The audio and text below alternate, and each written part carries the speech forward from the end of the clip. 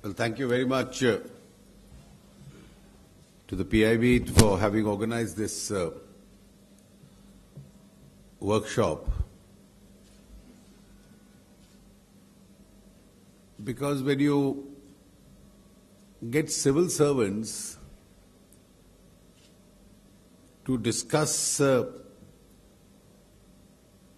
the new modes of communication and how to live in the present communication system, there is obviously a dichotomy.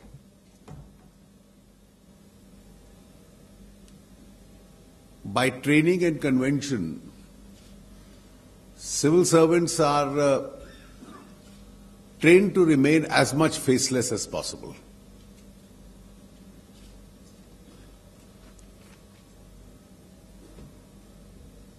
There are a few who are an exception, who are always in the news, but that's an unconventional sort of a thing to happen. This being a hard reality on one hand, and the second reality being that there are some significant changes in the communication scenario. The first significant change itself is that the nature of the medium has completely changed. I mentioned this a few days ago in a memorial lecture that I had delivered. So I'll just repeat that point. The conventional nature of the medium was that newspaper pages were sacrosanct. They must accurately report what they are supposed to report. And opinion pages were meant for expressing a variety of your opinions. That's no longer the case. And the reason for this is that the first change that impacted was the entry of 24/7 television in the last 2 decades. When 24/7 television came, the definition of news changed. So a conventional PIB release just informing a government program is no news for television.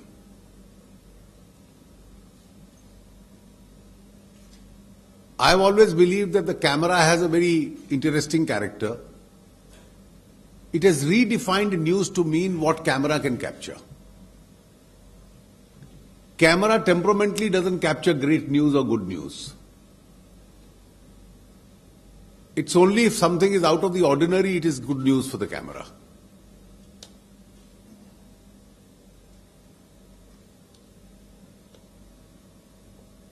Camera at times likes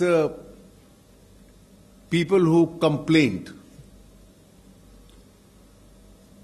It can show a pothole. It can't show a great road. It can show a drought. It can show a flood. It can show a demolished building.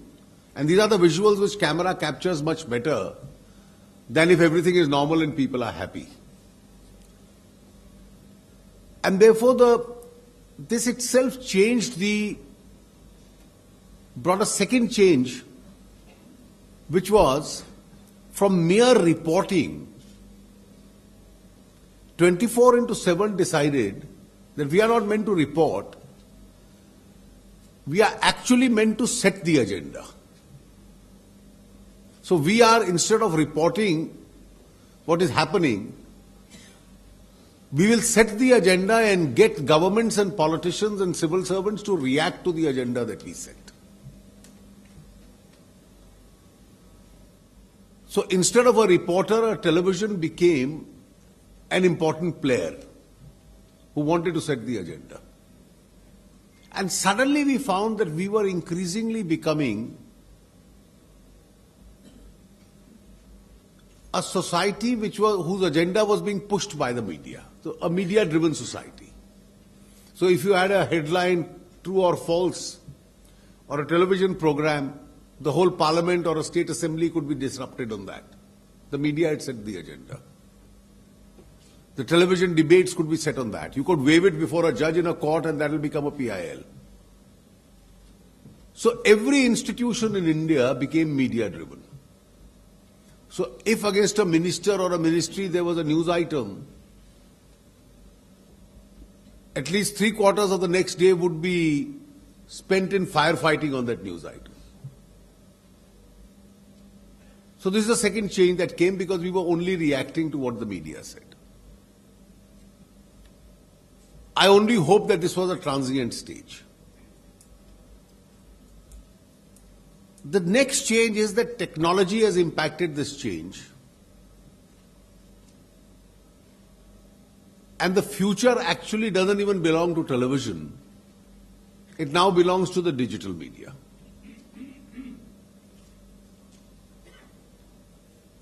The reach of digital media is massive. The costs are very little. And therefore the volume of communications, you'll suddenly find a situation where today there are cities in the world like Seattle which have closed down formal newspapers and they're only on the digital newspapers. The magazines are closing down. Newsweek is closed down. The largest newspaper group in the world, one of their owners informed me that the growth rate of their newspapers in most parts of the world is negligible. In fact, there may be a drop in print media.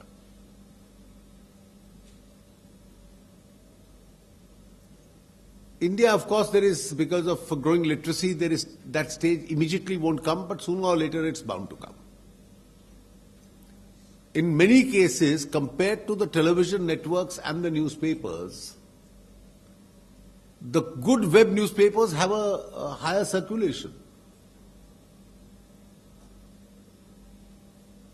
I, for instance, have no hesitation in saying that I have now started reading my newspapers before I go to sleep at night.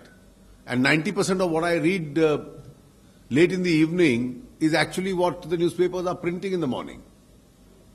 So except something very special which gets loaded past midnight, and even this may be overtaken because my television viewing time has declined because I keep getting news and what's the applications and the headlines across the day. So you are a country with 900 million mobile phones. The number of smartphones is almost half of that figure, and this figure is going to increase. And therefore this convergence into a smartphone, the iPads may become irrelevant as the smartphones pick up. Newspapers, television channels, they all get converged into one. So in this scenario, what does the government do? And what does the civil servant do?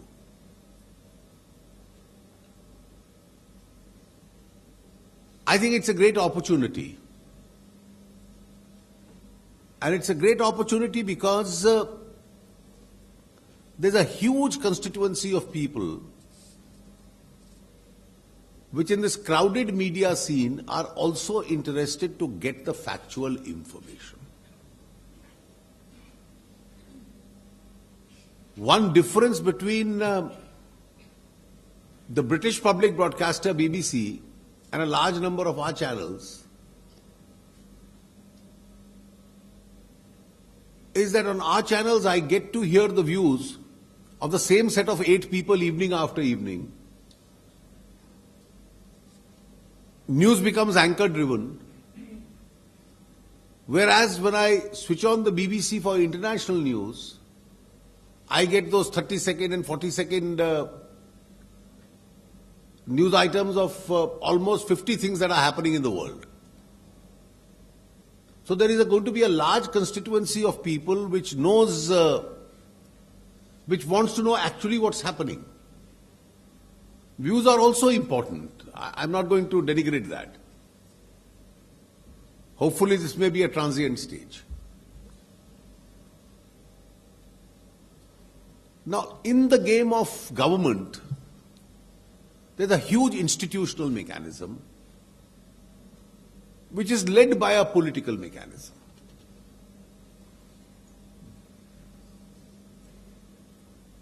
In the political mechanism, you may have information officers in every ministry, you may have a backup team, but then political leaders have to decide how much they want to communicate. At the end of the day, they have to lead from the front. So if there are programs of the ministry, if there are decisions of the ministry, they have to be the best communicators. If some of them get into the shell, then they are wasting an opportunity with no cost, and it's an opportunity which is to a great advantage. So everybody has to be nudged, persuaded to really become the face. It's very difficult to expect civil servants to become the face. So they will always have measures of restraint which are legitimately thought out. But I think there's a huge amount of information and the quality of its presentation which needs to be presented, and there is a large constituency awaiting it. Let me just give a personal example. It's not good to give personal examples, but just to drive home the point, I'll do that. In a run-up to the last Lok Sabha elections in August 2013, I decided to write a daily blog. It started with circulation zero. On day one, a few thousand people must have read it, and it increased. I did it till the last vote was cast. And without a single day's break, by about 10 or 11 o'clock, it used to be on my Facebook. Now my friends, my political friends, others, the Prime Minister himself at that time, they used to repost it. So by March, April, May, we found that its reach was almost, through repost, 15 million, larger than any bigger newspaper. Now at least the people who wanted to read me were reading it. And it was setting a daily agenda. What do I do when I am in government? So there's a lot of responsibility we have. But there are occasions, once or twice in a month, where you want to make a point. It may be related to your ministry, or it may be related to some other activity of the government. I exactly do the same. Now, a small communication of this kind, which is really not much effort goes into it. You dictate a small piece, it takes you 10 minutes to dictate, it takes you 5 minutes to correct. With a 15-20 minute effort, you've conveyed a valid point to the whole world. You may choose to give an interview once in a while to a newspaper or a television channel and re-emphasize that point. You speak when it's necessary, but you speak to the point. You choose your lines well. And I have found in information that government prepares, it should never be long-winded. It should never be an essay. It should be crisp, but it must have had a lot of facts and figures. And there is a large section of readers, viewers, who is starved of this factual information. You can take any such decision.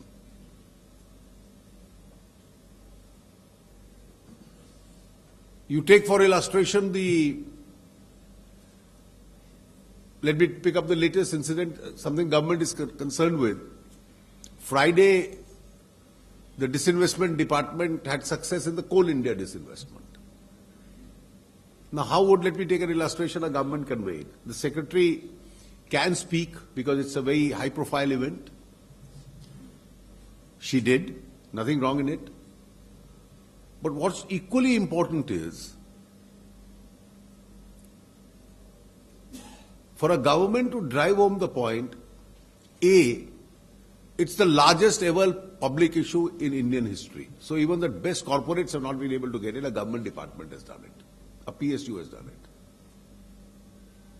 B, compared to every year of the last 10 years, you've already reached a higher disinvestment target than ever before. And you have still some months to go, 2 months to go. You could put the same data, it's the highest ever issue where the largest FIIs have come in, foreign institutional investors have come in. Some other issue could have a retail participation. So whatever are the essential characteristics of this,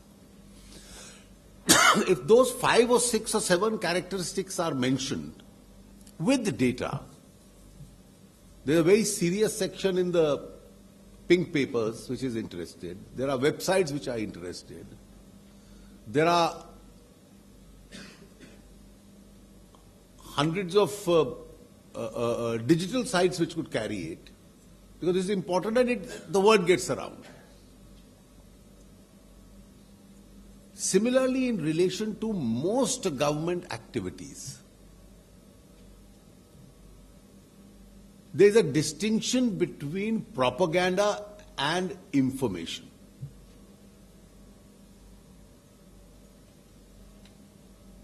Your job is not propaganda. You're not trained for propaganda. The discipline of a civil servant is not to indulge in propaganda. In my field, we can do it. You can't. And therefore, your real job is that government-centric information has to be put out. Now, this information may not find a mention in a prime-time debate. Nothing unusual about it. But in the width of the mediums available, the business pages, the yellow pages, the business channels, the political pages, the editorial writers, blog writers, it still has a capacity to reach millions and millions of people. Your own websites of each department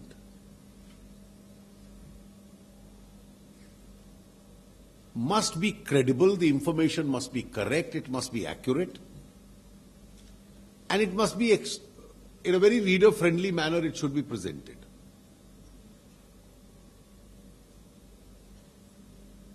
The art of drafting it is not that I have to read it 4 times to understand what is the point being made. It must be easy to read.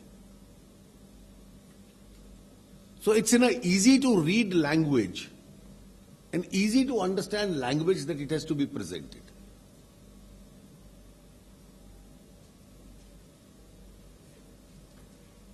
There is a large, with regard to each ministry, there is a large assembly, your own civil servants, members of parliament who take interest in that, journalists who cover that ministry, column writers who write about that ministry, newspapers and websites which report about that ministry. This could be hundreds and hundreds of people in that category. These communications should be sent to them, mailed to them, almost simultaneously.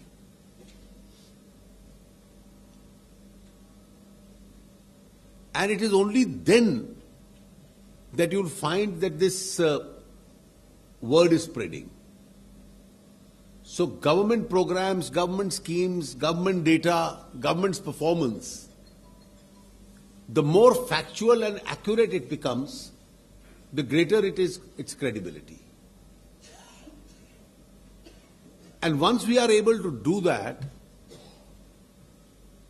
we don't have to really concentrate so much on the propaganda aspect of it. It will propagate itself. For any government activity and communication, I think the most important characteristic is credibility of that information, and which leads to the credibility of your own performance. And I think it's here, since joint secretaries really deal with the nuts and bolts of the government,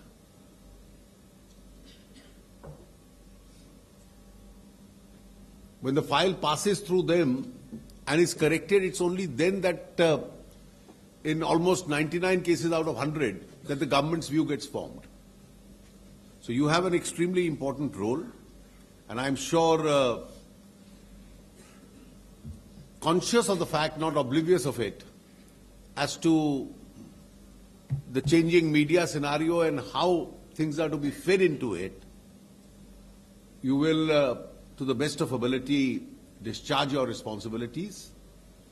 I'm sure you have many eminent speakers from both the bureaucracy and the media who would be communicating to you, with you today. You also know where the shoe pinches, where the problem areas are. Now, everybody amongst the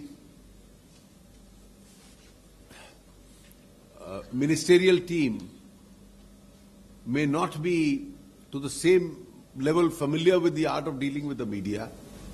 So slowly, everybody has to be nudged, because we live through the media, we communicate through the media. And it's extremely important that government communications with credibility and effectively are conveyed to the people. And media essentially is an instrument for doing that. One last word.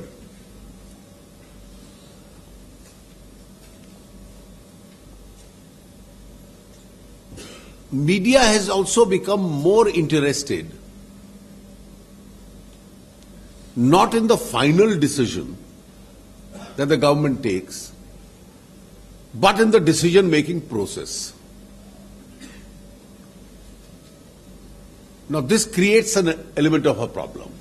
This creates a problem because I've always believed that a civil servant's job is to honestly and correctly represent his or her views. And when you represent your views, you give both sides of the picture and then say, I think this is the more appropriate step that the government must take. Ultimately, the decision-making authority may agree, may vary, may disagree. Now, because of this changed character of media, reporter versus a player dichotomy which is there on, they'll be more interested in reporting the alleged controversy in the decision-making process. Now, if everybody in government agrees with the same point of view,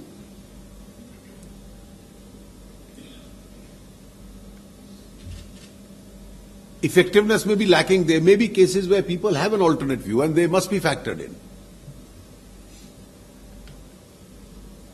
One therefore has to be extremely careful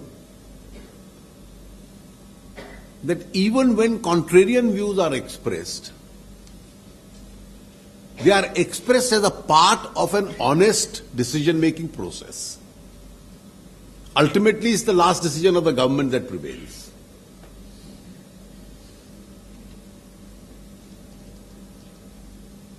We must be conscious of the fact that we are now in a relatively open society, not much is secret in governance. And therefore the use of language, the restraint that we exercise in that, even when there is a contrarian view, that it should not be a bombshell creating view, it should be a logical, possible view. Whereas there are many advantages of a highly open society, an honest expression of opinion is one such area where which can create issues. and then embarrass the civil servant itself. And therefore, this is one reality we must be conscious of. But this is not to suggest that don't express yourself honestly, because you are trained with your experience to do that. And therefore, you must be always prepared to give in the best input into the final decision that the government takes. That's all I had to say, and thank you very much. I'm sure in the course of the day, many people will have a lot of alternative views also to express. Thank you.